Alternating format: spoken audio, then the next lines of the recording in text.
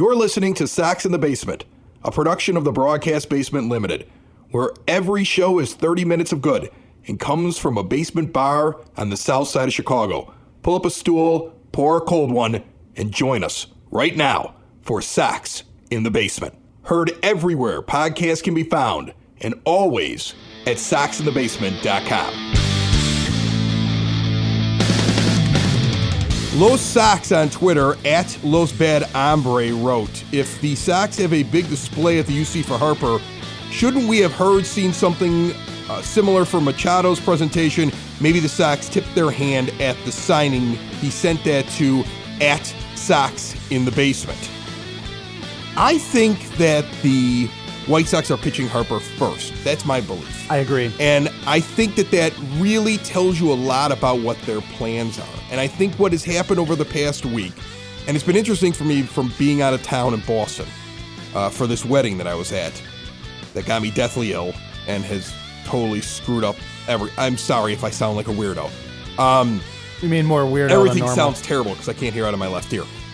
I think that if you look at what's happened over the last couple days, the plan, or at least plan A, has become very apparent. Oh, yeah, definitely. And I think that Machado is not being pitched right now because he's not part of the plan. I think as much as I wanted him to be part of the plan and you wanted him to be part of the plan, I don't think he's part of plan A. Now, let me break this down for you, okay? Unless you want to give something on the UC display because you were here in town. I do know that other teams have done that sort of thing, where they bring a guy in, like the Bulls have done this a lot. Like they bring a coveted free agent in, they give him a tour around, and they bring him to one of the venues to, show like what their names would look like in that team's garb and right. what their number would be. Right. Now, here's just about Bryce Harper, because I have been reading a little bit about this week. Seems as if, from what I gather, Bryce Harper has an affinity for all things Chicago. Okay, and the Cubs are out. That seems very obvious. Now, Harper has been seen at Cubs games. Okay, Harper has been seen in public wearing, Chicago gear. He's a Bears fan apparently.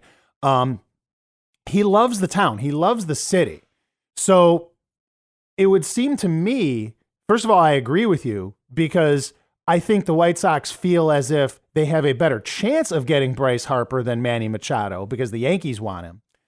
I think their plan with that sort of banner is to just to appeal to Bryce's affinity for all things Chicago. Okay, so here's the thing. I think you're right. I think he seems to have a little bit of affinity for Chicago. I think in the end, money talks. Of course. Money talks. Of course. But if you can go to a place, if you can make the same amount of money and live in a place you like. Right. Especially when you're talking about a big, metropolitan area like Chicago is.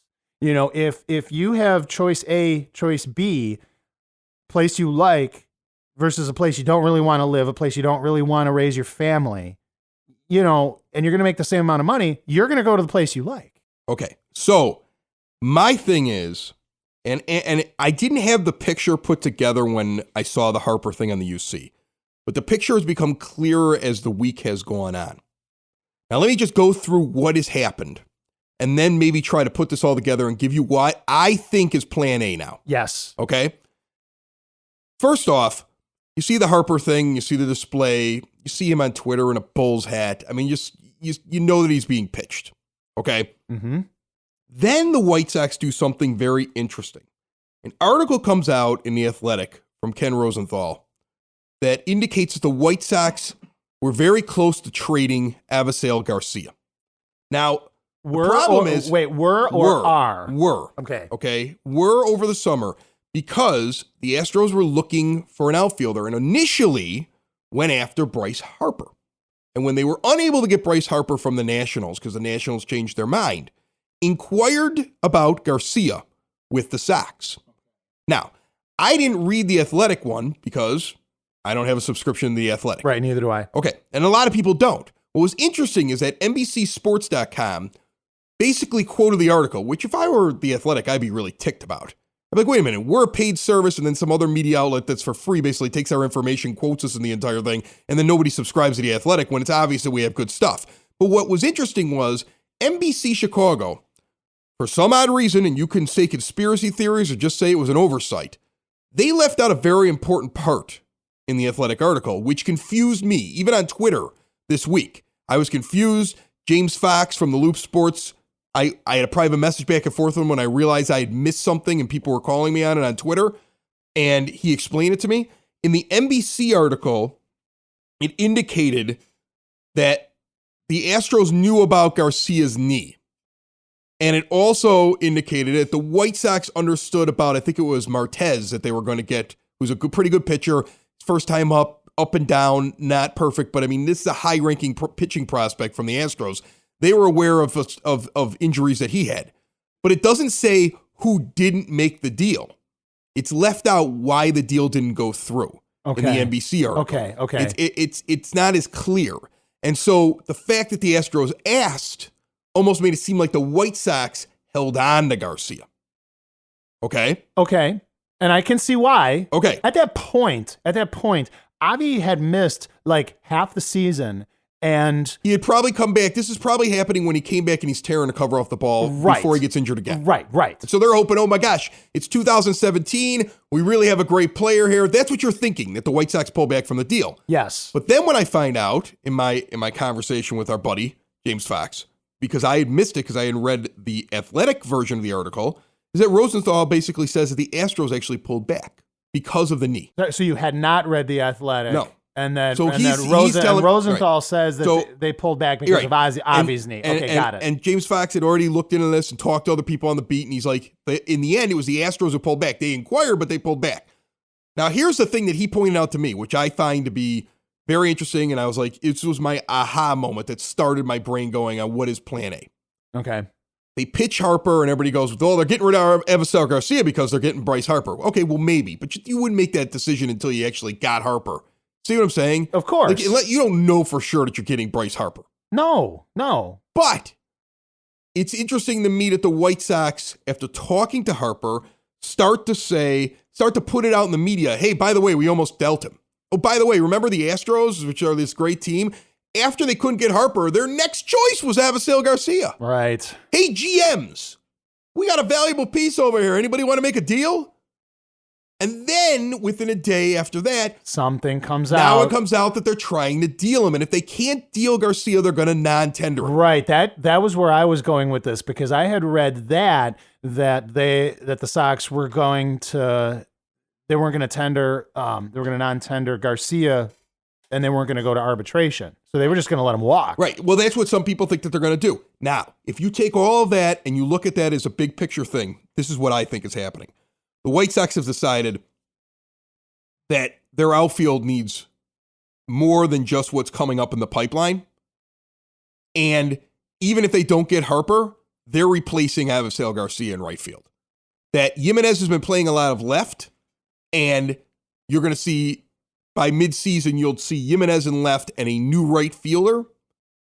And if you start to think that way, and I don't think that's a big jump, I don't think what I'm saying here is wrong.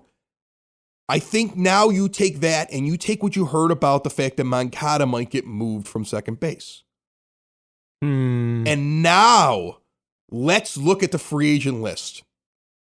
And let's look at what people assume the White Sox were going to do. What were they assuming they were going to do? We're going to fix the left side of the infield, right? We're going to fix the left side of the infield. That's our position that we're going to fix. Right, third base. Right, third base. But now start to think about this. Okay. Start to think about the fact that when you look at the free agent list and you look at a guy like Manny Machado, you're putting an awful lot of money into this one guy. And you're hoping that he's going to do everything that you want him to do on that side of the field. Okay, Machado this year had a 6.2 wins above replacement. But what if the Sox are looking at this a different way? What if the Sox are saying, we want a 26-year-old left-handed Bryce Harper, and we want to put him out there in that outfield, and we're going to bring up a Jimenez, and we're going to find ourselves our center fielder and Robert eventually. Right, and we have all these other guys, and Pelka and Davidson will become, at least for now, a platoon at the DH spot. You've got to Bray you where you're at. Okay, now, let's say we're able to get Harper, and if we're unable to get Harper, we go out and we get a guy like A.J. Pollock, who plays center field but could also be moved over to the right. We get Andrew McCutchen. It leases a bridge, and we put him in right field. We go and get a Nick Markakis for a year or so while we're waiting for things to happen. There are guys that are sitting out there in the outfield that you could plug into a corner outfield spot. So even if it isn't Harper, that's where we're going. If the White Sox are saying, if their perfect plan A is, we want to go get Bryce Harper, then they're not interested in Machado. See what I'm saying? Yes. They're not signing them both. No. So if plan A is Harper, then what you're saying is, and just follow me on this one, okay? I'm going to try to make this as simple as possible. No, I'm with you. Then plan A is Harper and right. Jimenez comes up and ends up in left field. Pelka and Davidson are platooning at the DH position. You still got to figure out what you're going to do at center field, but it might be Engel with Rutherford coming up to see what you got with him because of the way that Robert is playing and that you know that eventually he's going to be the guy in center. Plus, you've got Basabe. You've got all these guys that you could end up plugging into center and you could keep playing with it, or maybe you get a bridge, but that's your outfield, okay? Abreu, just in the paper yesterday, I love the fact that he basically said, don't worry, I'm staying with the White Sox. We'll get it worked out. I intend to be here for a long time. That doesn't sound like a guy that plans on holding up a team. No. He wants to be here. No. Okay, so you got him, plug him over there at first base. They believe, I think, still in Anderson.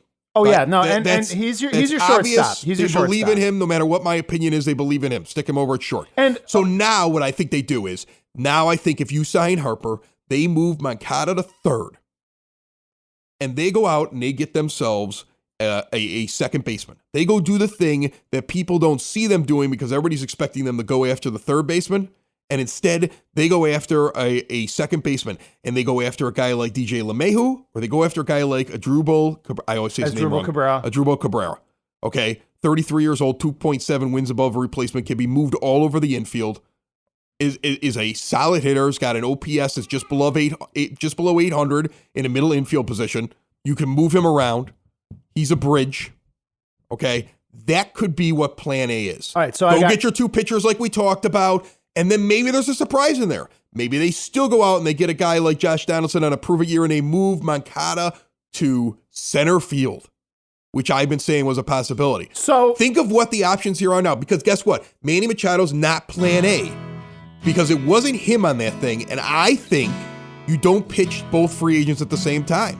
I think the White Sox did show their hand a little bit. I think the White Sox are going after Harper more than they're going after Machado, and I think you have a Plan A, Plan B, Plan C, Plan D, but Plan A is left-handed power hitter Bryce Harper in the outfield, and then make these other changes in your infield. Sox in the basement. Sox in the basement. Sox in the basement. Okay, so a couple of thoughts on that. Number one, I can buy Bryce Harper as Plan A above Machado because we've talked about this before. We know that Machado does not want to play third base. He wants to play shortstop, and they believe in Tim Anderson. That's just where they're at, okay? They don't see that they have as much of a need for Machado. Now, when it comes to Bryce Harper, I've already said why I think that the Sox think they would have a better chance of getting Harper than Machado anyway. But you're right. There is a ton of outfield depth in the White Sox system that you can use to come up and plug holes, all right? And you know, when you look at the free agent list of where do they need to get stronger? So they need to get stronger at center field. They need to get stronger at third base. Unless you move Moncada over there, then you need to find somebody to plug at second base. I think they like their options as to what they could go out and get at your second base position and your center field position better than your third base position. Right. I mean, it's when you look at the free agents, it makes more sense that Hahn would sit there and say, you know what, our options are better if we have. They're looking lineup instead of positions. Yes. And they're saying that right now, the best thing that's available out there is Harper. And we still don't know if Yoan Moncada is going to come through at third base yet. We still don't know. The jury's still out, but they as a franchise believe, I think, in Moncada and Anderson. Yes.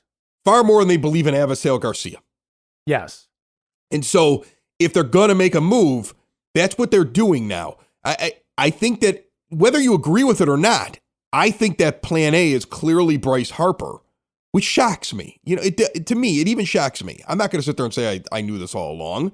I'm not going to pretend it like I was like, because my plan has always been, you've heard me say it, it was Machado. So go get Manny Machado. A guy's got a 6 WAR. We stick him on the in the left side of the field. It's such a valuable thing to have a guy who can play third base or shortstop over on that side. It's such an upgrade for your team. I argued with people when we argued about like we had I had James Fox on from Loose Sports. I had Mike Riccardotti on when we were talking from ESPN out in Columbus, Ohio. You and I have talked about it. Who gives a crap if he didn't run out the ball right? We're defending Machado. Yes. But guess what?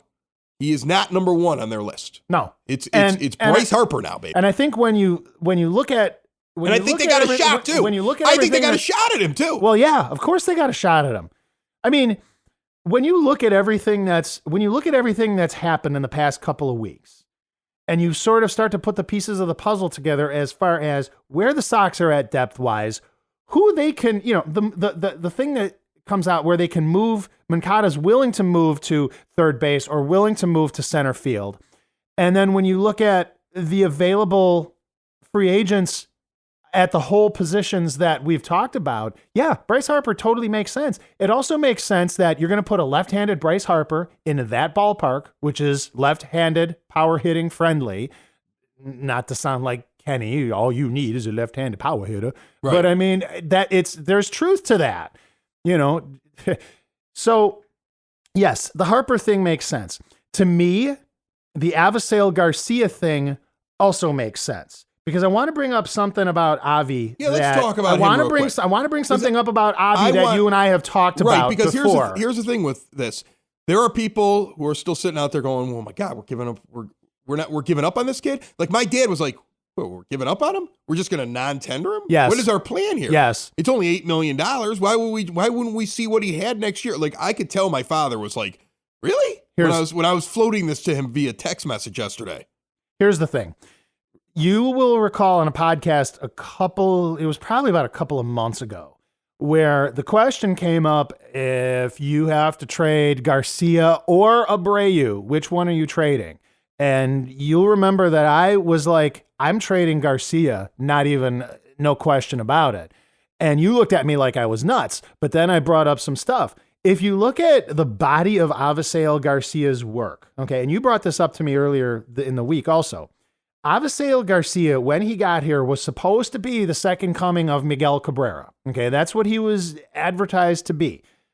Detroit gave up on him for some reason or another, and we ended up getting him in 2013. Now, in the time that he has been here, okay, he's only had one banner year. That's 2017, where he just completely went nuts, tore the cover off the ball, and that's where he's got his WAR was 4.6. Okay. Every other year has been pedestrian. I'm just looking at his OPS by year. Okay. Let's go through this. 2013. Okay. 775 OPS. 2014, 718 OPS. It's not good enough for an outfielder. 2015, 675 Corner OPS. outfielder should be at 850. 2016, 692 OPS. The only time he's ever cracked 800 was in 2017. He had the 885 OPS. Right. Now, you're 2018. He starts the year injured. The question was, okay, is Avisail, are we getting, which version of Avisail Garcia are we getting? Are we getting the version that we've seen previously, or has he turned the corner in 2017 as he figured out? Well, I was shocked when I looked at his 2018 stats. He played 93 games in 2018. I didn't think he played that many because of injuries. But when you look at the stats, we've got only a 236 batting average, a 281 on base percentage. All right, 719 OPS. He was playing injured during it, but I get your point. I don't think that the stats would have been, I could see a little dip in the stats, but that's too big, in my opinion, a dip in the stats. He was playing injured for a lot of those games, but I'm with you. I get it. Listen, I play fantasy baseball. I'm a nerd. I play fantasy baseball. Okay. I play in a dynasty league where you get to keep all of your players that are under 30 under contract. Like I just get to keep them infinitely. Forever, yeah. I got a 40-man roster, so we got minor leagues. I get to keep it. And then I get to keep 4 guys that are over 30. I made a deal this year at the beginning of the year. I thought it was a great deal. I picked up Avisail Garcia. Okay. I traded away somebody of value. I can't remember how the deal went, but I remember when I made the deal, I was like, this is brilliant. I'm going to get 2017 Avisail Garcia. I regret the deal. It's one of my few deals in that league that I've ever regretted. I can look at his numbers and I can see how he's playing, and me as a general manager of my fantasy team that I know that I've got him now for the next several years. I don't even view him as a part of my 25-man roster next year in that league. Right. I don't see him breaking out or doing anything of value for me in that league. And that league, really, I'm going to score points off of guys with good high OPSs that are going to drive in runs and are going to be contributors offensively. And they still lose points if they're bad in the field. And I look at him and I go, I don't have anything going for him. He's not of a caliber that's exciting to me. Like I would rather, there are other guys on the White Sox that I would rather have. There are guys that are free agents in Major League Baseball. I'd be like, man, I wish I had him on my fantasy team. So here's, and we're really playing fantasy baseball while we're doing this. Right. Because we're looking at numbers and saying, oh, if we plug this number in, we plug this number in, we plug this number in, now our team is good. We don't know if they're all going to get along with each other. We don't know if it's going to work. We're playing fantasy baseball when we're sitting around and we're talking about this kind of stuff. But at least in that perspective, I can see why they're done with him. Right. And when you take into account that, clearly they're making a strong pitch at Harper. Okay, we know that. And when you consider all of the depth that's coming up in the outfield. I read an article today. Luis Robert is absolutely tearing the cover off the ball in the Arizona Fall League. Again, though. It's a while off. He's always hitting himself. He's always hurting himself. He's a ways off. He still has levels he has to get to. It's a ways off. But he's a ways off. But you see. I think you see Basabe. I think you see Basabe in center field before you even get to him. Yeah, absolutely. And you'll probably see Rutherford up here, you said. I've already dealt Rutherford. You've already traded. I've already traded Rutherford. There was an article that came out. And I was like, "This is it! It's brilliant!" I was so excited about it. Okay, there was an article to come out by a gentleman by the name of Jason Kinander. I don't know him. I've never heard his name spoken out loud. I've never heard that guy before. Jason Kinander. Okay, he wrote this article, SB Nation, and it was the 3 prospects who could be traded this winter off of the White Sox. Blake Rutherford, Luis Gonzalez, and Zeby Zavala. Now, I would like to see all 3 of these guys sent to Miami immediately. Because you want that catcher. I want JT Realmuto. Right. I would. Here you go, Miami. You're rebuilding. Here's 3 prospects. We're gonna give you a catcher. You're gonna love them. Okay. Yeah. We're gonna give you a couple outfielders. You're gonna love them. You want us to throw in a pitcher? We got a couple AAA guys that are really never gonna make it for us, but we'll throw one in. I'll give him 5 players. I'll add a few more. I would love to see that guy sitting in my lineup. Okay. God, get him to take Wellington Castillo off our hands. Oh, that's not gonna happen though.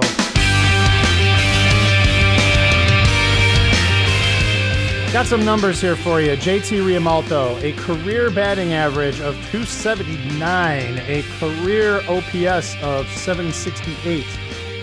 Had a very good year last year. He had a very good last 2 years. Had a very good. Look at his last 2 years. Last 2 years, as he's hit his prime. Because when you see a guy hit his prime, you can't look back at what he did at the very beginning. He's put together 2 solid years. Right. So last year we have batting average of 277. Total OPS of 825. Very Boom, nice. for a catcher too. A 4.3 wins above replacement. Yes. The year before that. That's as a catcher too. As a catcher. Yes. If you put him up against other catchers, you could argue he was the best catcher in Major League Baseball last year. The year before that, we are talking about and he's good defensively. 278 batting average. We've got a 783 total OPS. Yes. Looking up his WAR. As a catcher. Not talking about a corner outfield. I'm talking catcher. Had a 3.6 WAR in 2017. Yes. So that's that. You want that for a catcher, right? Are they gonna deal him though? Oh, he doesn't want to sign with them anymore. He's already had his agent say, "I don't want to sign with you anymore." When's his contract up? Though? Do we know? I don't have that in front of me. Still another year of control, if I remember, and then he can. Actually, no. I thought he's got one more year of control.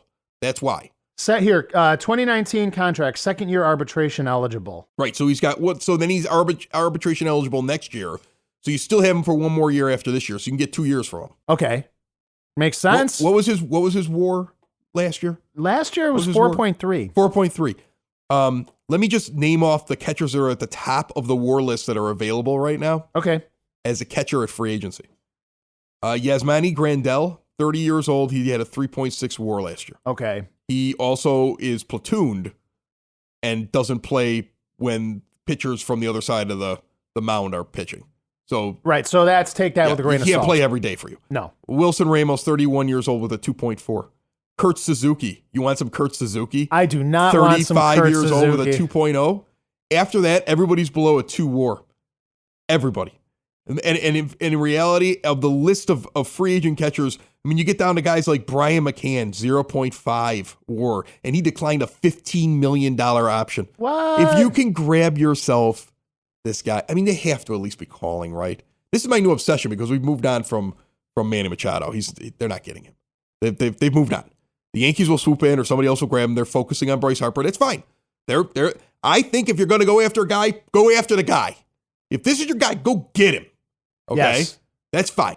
You want to move on? Because I don't think that they're, I think that they're probably like, hey, yeah, we love to talk to Manny. Can we talk to him in a month or two? See what I'm saying? Right. Because they want to focus on Bryce. That's what I think they're doing. So that's fine. I will stop obsessing over him. And now I'm going to obsess over JT Realmuto. Oh, boy. Okay? I'm going to go get myself a JT Realmuto poster. You have a new man crush. Yeah, this is my new guy. I want him. This is who I want. I mean, him. it makes sense if you don't feel Just like I wanted Nathan Eovaldi. And everybody was like, who? Yeah. And then the World Series came. I'm not an idiot. By the way, before we get out of here, Sure. if I name off a bunch of pitchers, I would love to hear if you could tell me which one you've heard about the most in Chicago media or in articles on the internet.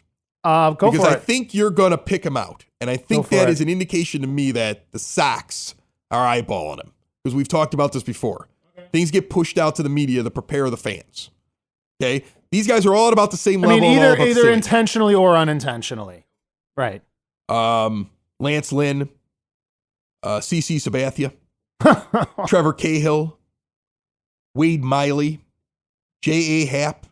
I've heard J.A. Happ the most. A lot. Yes. A lot. We've talked about him. James Fox has talked about him. Chuck Garfien has talked about Articles him. everywhere about everywhere him, about right? J.A. Happ. I think that this is the guy they're going after. I think that he's also part of Plan A. He had a 3.2 WAR last year. Okay, he's not a bad pitcher. I'm not overly thrilled sometimes about his whip. He has really good stretches and he doesn't do very well. As a bridge, though, because we know we need 2 starters, I think he's an early signing. I think that he's a guy, and I think that the White Sox look at him as he's 36 years old. Yeah. He's going to take a 1 year or 2 year deal with an option. We're not going to be into him forever. See what I'm saying? So, and he probably wants to end his career close to home. He's from this area. I had a solid 2018, man. He had a really good What was his whip? 2018. 1.13. Okay, dude. so he had a really good whip. Here, I got the stats. I remember so him you got from the year before. I think he was a little bit higher. 17-6 with a 3.65 ERA, a wins above replacement of 3.4. Right. Played in the American League too. Yeah, he did. Toronto Played in for Toronto. the AL East, actually. Yeah, So yeah. Toronto and New York Yankees Right. at the end of that. Right. So yeah, dude had a very, I'm gonna tell very you right solid now, year last year. I know if you go online right now, everybody basically sits there and says the predictions for all these free agents. I've seen all these articles. This guy's going here. This guy's going here. You never see the White Sox. Nobody wants to say we're getting anybody. Are you talking about J.A. Happ? No, anybody. Anybody. Any one of these Okay, free agents. anybody. But I'm telling you right now, I imagine a day where I wake up in a month or two, and I don't think it's as far-fetched to say Bryce Harper's on my team, J.A. Happ is on my team, and a guy like Asdrubal Cabrera or DJ LeMahieu's on my team before the first of the year. I'm trying to see. I see it as possible. And then I see us then sitting around talking, who's that other starting pitcher we're going to go get? Are we going to go and get ourselves a center fielder to plug a hole? what is happening here. Well, here's And another- we're not even discussing guys like Machado, and I'm still saying, when is the Realmuto deal going to happen? Here's another thing to consider about J.A. Happ, too. And I think you may have just brought this up. So J.A. Happ is a local guy. I mean, he's from Peru, Illinois. Went to college at Northwestern. Right. Hangs out in Ottawa. I said Ottawa a few weeks ago because my uncle lives in Ottawa, and J.A., I guess, has family there. So he hangs out there. I think J.A.'s dad might have a bar there, but don't quote me on that. Yeah. So, I mean, but it's all right there in that area. I mean, it makes sense that he would want to retire close to home, right? Right. So, I don't know. I mean, again, I think maybe Garfien mentioned something about that too, that he's local. I forgot. Garfien starts mentioning a guy, I start paying attention. Oh yeah, absolutely. Okay? No matter what he says. Absolutely. He starts mentioning a guy, I go, I don't know. Somebody's talking about him in the hallways. See what I'm saying? Like he's walking out, so they're chattering about this guy. Yeah. See what I'm saying? That's kind of what I think. I'm telling you, I imagine that world. What I know is going to happen though, what I guarantee is going to happen though, is that this team is doing something this offseason. There is not going to be a stand pat. It's Rick Hahn, dude. Right. Like we're moving forward. Rick Hahn has proven himself to be pretty much a ninja in the offseason. Right. Like every offseason, Rick Hahn does something to pleasantly shock me, in a good way. So yes, I'm really excited for the winter meetings. I'm really excited to see what he does. I think you're going to really start to see the pieces of the puzzle come together within the next couple of weeks. You already are. I mean, we're already pretty much speculating on what their plan A is based off what we already have seen. So it's going to be interesting. Another show is wrapped up. Another show's in the books. Another show is wrapped up. And then by the looks, it's going to be a good one. And we'll see you next week. And the nudist basement. And the nudist basement. Another show is wrapped up. Another show is wrapped up. Another show is wrapped up. And it's in the books. Another show is wrapped up. Another show is wrapped up. And by the looks, it's gonna be a good one. Nudist basement. Broadcast basement. The nudist basement. The broad basement. Slancha. That was like Dropkick Murphys or something, right? I felt like it. Sox in the Basement. Heard everywhere podcasts can be found. And always on soxinthebasement.com.